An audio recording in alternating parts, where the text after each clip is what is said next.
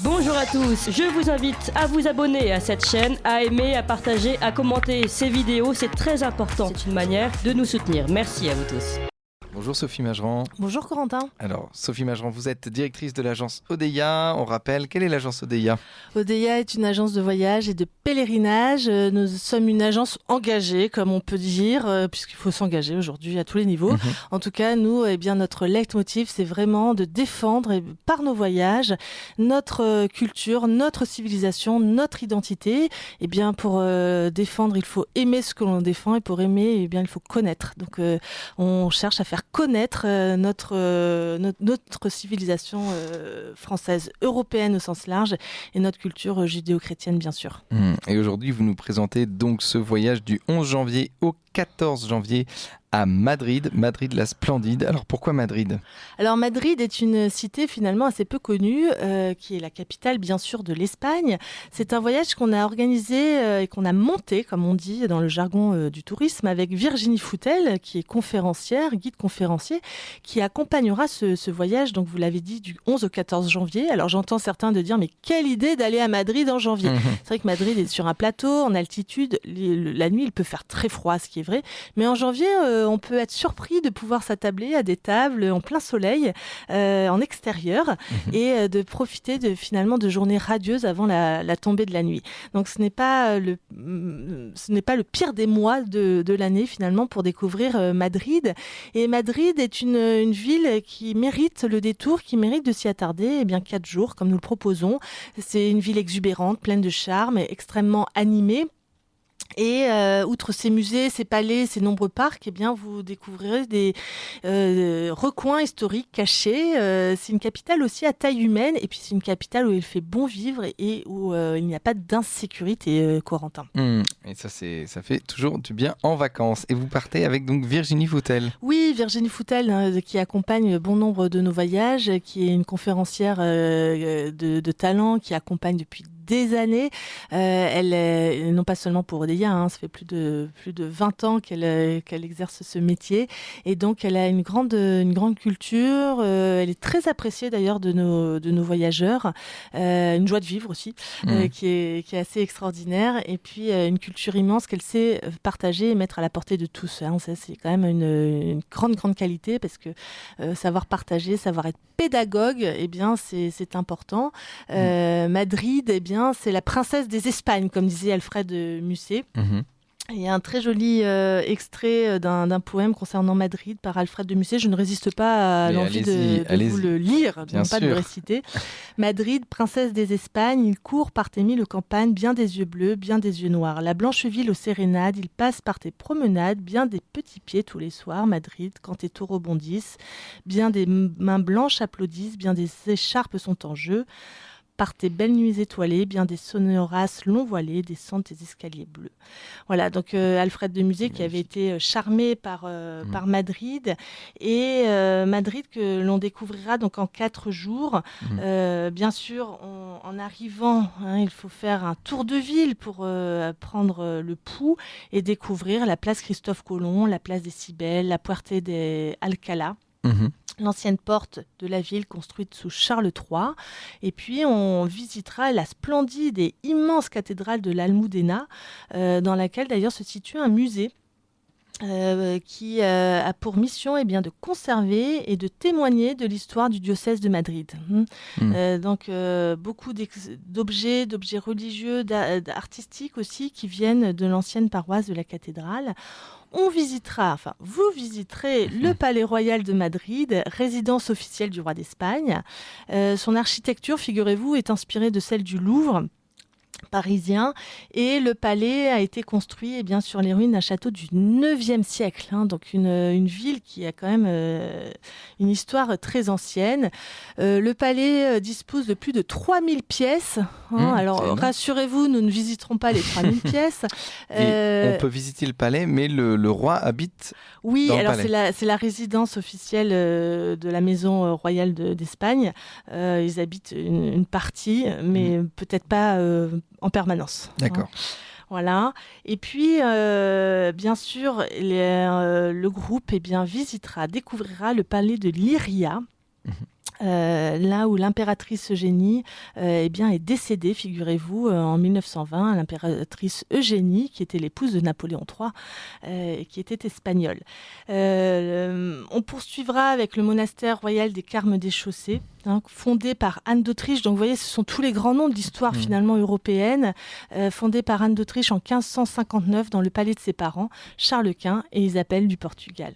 Et puis vous vous promènerez sur la célèbre place Mayor, immense place à l'espagnol, sans un arbre évidemment, puisque vous avez des portiques. Ce qui compte, c'est vraiment les lignes de fuite et l'architecture, où il y a une ambiance toujours extraordinaire qui règne, et notamment le soir, ça c'est sûr, même en hiver. On est dans une culture différente où on vit en extérieur, où on sort. C'est-à-dire que le soir, on ne s'enferme pas derrière ses volets et devant son poste de télévision. Non, on est dans le sud de l'Europe, on sort. On va sur les Ramblas, on va dans les rues, on se promène. C'est comme en Italie aussi, on a cette culture de sortir, de se saluer, de se dégourdir les jambes, même en hiver et même s'il fait froid, avant de rentrer chez soi. Et c'est très très agréable, c'est très vivant. Extrêmement vivant, extrêmement bon enfant aussi. Vous avez des familles qui se retrouvent. Ce n'est pas réservé, cette sortie, j'ai envie de dire, à une tranche d'âge spécifique. Tout le monde se retrouve en extérieur. Alors, l'un des points forts de ce voyage, ce sera la visite du musée Thyssen-Bornemisza, qui accueille une exposition d'intéressantes peintures qui vont de Picasso à Chanel, figurez-vous. Les deux artistes, d'ailleurs, avaient travaillé ensemble, notamment sur des projets de Jean Cocteau. Donc, art contemporain, mais néanmoins intéressant. On est toujours surpris de découvrir que Picasso, dans sa jeunesse, avait un style tout à fait classique par rapport à ce qu'il fera par la suite. Alors, est-ce qu'il aurait dû rester au classique ? Je ne suis pas assez spécialiste pour le dire. Mais je crois qu'on a conservé, je crois me souvenir qu'on a conservé un de ses courriers, une de ses correspondances avec son frère, où il disait finalement: d'avoir changé de style m'a permis la notoriété et le succès, l'argent. Donc il savait très très bien ce qu'il faisait. L'autre point important de cette visite de Madrid, c'est le musée du Prado. L'une des plus importantes pinacothèques au monde. Magnifique collection de peintures européennes à partir du XIVe jusqu'au XIXe siècle. Cette collection avait été rassemblée par les Habsbourg dans un premier temps, puis par les Bourbons d'Espagne. Les collections immenses sont composées d'œuvres flamandes, d'œuvres espagnoles. Le plus connu, c'est sans doute le fameux Velázquez avec les Ménines, que vous connaissez tous, mais aussi des peintures françaises, italiennes, allemandes. Après cette visite du Prado, il faudra sortir et aller se dégourdir un petit peu dans le parc du Retiro, qui est très intéressant, avec un immense lac, de grandes fontaines. Le Palais de Cristal, figurez-vous, c'est une véritable oasis de verdure en plein cœur de la ville. Il y a plusieurs jardins, les jardins à la française, les jardins andalous, le jardin des plantes vivaces. Donc ce jardin est classé, figurez-vous, au patrimoine mondial de l'UNESCO. Donc point de passage obligé aussi. Et donc après vous terminez la journée avec la maison atelier du peintre Joachim Sorolla. Absolument. Alors le lendemain, on visitera le musée de la Reine Sofia, qui est un centre national d'art moderne et contemporain, couvrant la période de 1900 à nos jours. Et ensuite, ce sera le retour vers l'aéroport et retour vers Paris.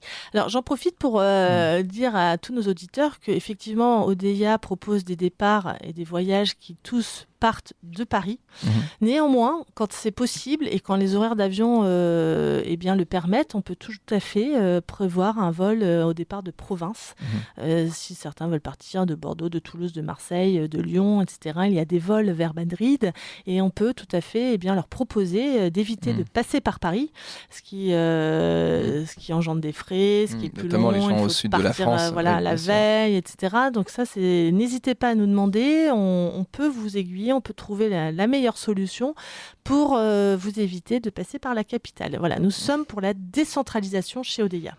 Et alors, est-ce qu'il y a des spécialités culinaires à Madrid ? Oui, bien sûr. Alors, vous avez toutes ces tapas que l'on connaît bien, mais c'est vrai que c'est une habitude tellement ancré. Le soir, je disais, on sort, on se promène, on s'arrête dans ces bars à tapas où on déguste debout ces fameuses petites apéritifs, si vous voulez, mais qui sont préparés, qui sont cuisinés.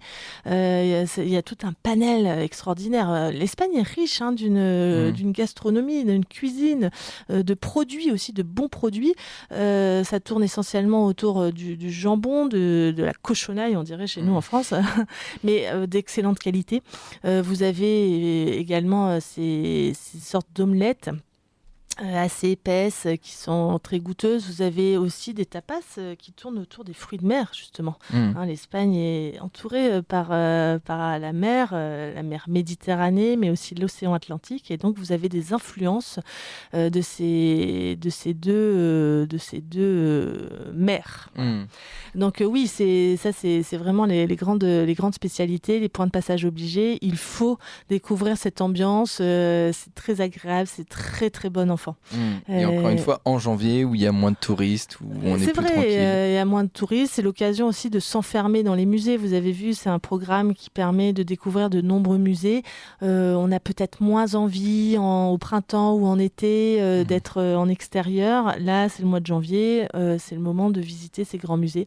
On reparlera d'ailleurs d'autres programmations que nous proposons en février et en mars pour découvrir une exposition à Londres sur les portraits de Cézanne qui a lieu à la Tête moderne et également à Amsterdam sur une grande exposition concernant Vermeer, l'immense peintre flamand Vermeer.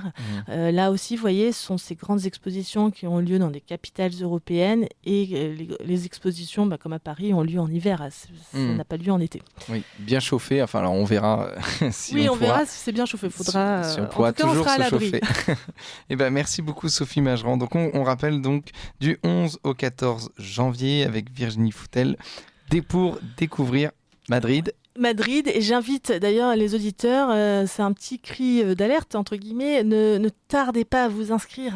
Là c'est dans 2 mois tout juste, voilà, c'est le moment. Si vous vous êtes décidé, allez-y, n'hésitez pas, il ne faut pas attendre la dernière minute. On a des appels pour des voyages qui vont avoir lieu dans la semaine suivante, on peut plus rien faire, c'est terminé, c'est trop tard. Déjà 2 mois à l'avance, c'est limite trop tard, mais il est encore temps. N'hésitez pas, ne tardez pas, inscrivez-vous. Merci beaucoup Sophie Mageran. Inscrivez-vous au voyage ODA. Merci. Vous appréciez cette émission? Alors aidez Radio Courtoisie à en produire d'autres en indépendance totale. Rendez-vous sur soutenir.radiocourtoisie.fr. Merci d'avance.